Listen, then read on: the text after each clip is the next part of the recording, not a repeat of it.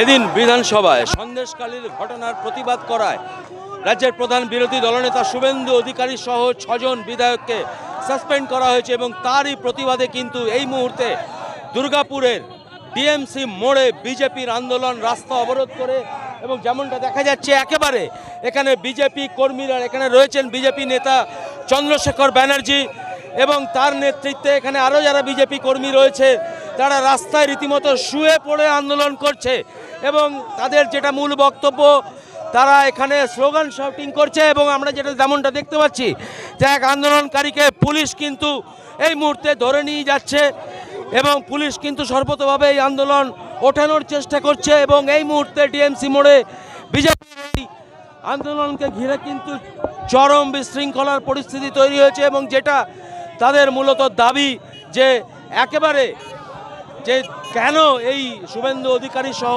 বিধায়কদের এখানে তাদেরকে সাসপেন্ড করা হলো বিধানসভা থেকে, সেই প্রতিবাদেই কিন্তু এখানে বিজেপির পথ অবরোধ চলছে এবং ঘটনাস্থলে পুলিশ বাহিনী তারা কিন্তু রাস্তা অবরোধ তোলার চেষ্টা করছে এবং এই মুহূর্তে সেই ব্যাপক বিশৃঙ্খলার ছবি কিন্তু এই মুহূর্তে আমরা দেখতে পাচ্ছি যে একেবারে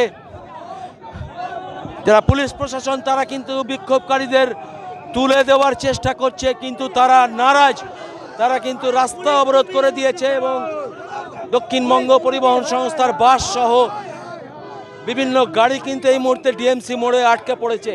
ফলে এই যে অভিযোগ বিজেপি এবং বিজেপি নেতাদের সেটা কিন্তু এই মুহূর্তে আমরা সেই ছবি তুলে ধরছি, একেবারে চরম বিশৃঙ্খলা পরিস্থিতি এবং উত্তেজনার পরিস্থিতি কিন্তু এইখানে শুরু হয়েছে এবং পুলিশ যেমনটা দেখতে পাচ্ছেন যে একেবারে রাস্তা থেকে বিজেপি কর্মীদের রাস্তা থেকে তোলার চেষ্টা করছে, সেই ছবি কিন্তু 99 নিউজ বাংলার পর্দায় আপনাদেরকে আমরা দেখাচ্ছি।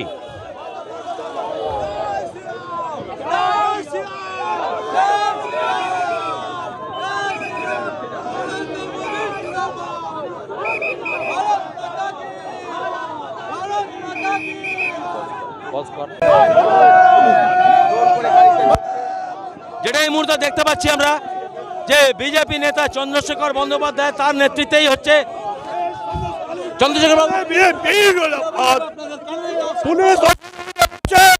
পুলিশ দিচ্ছে, সাসপেন্ড করছে, গণতন্ত্র নয় বাংলা।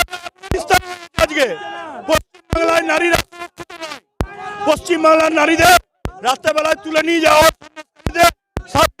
রেখে ধর্ষণ করে তারপর ছাড়া হয়। এটা কোন রাজ্য? যে রাজ্যে একজন মহিলা মুখ্যমন্ত্রী, সেই মহিলা মুখ্যমন্ত্রীর আমলে মহিলারা প্রতিদিন ধর্ষিত হচ্ছে আর পুলিশ এখানে বিরোধী আক্রমণে ব্যস্ত। আমরা দেখলাম যেন রাস্তায় আপনারা বলেছিলেন পুলিশ আপনাদের টেনে তুলে দিতে যাচ্ছে, আমাদের সাথে পারবে না। আজকে দফায় রাজ্য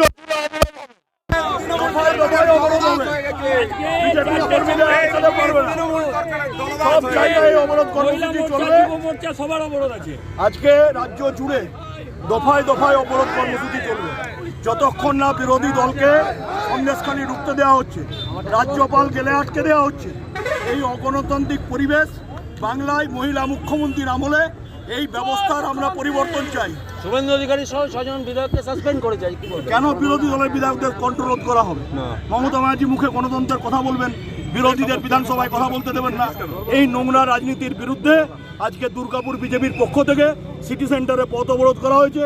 4টের সময় ডিবিসি মোড়ে যুব মোর্চা পথ অবরোধ করবে, 5টার সময় গান্ধী আমাদের চণ্ডীদাস মার্কেটে মহিলা মোর্চা করবে।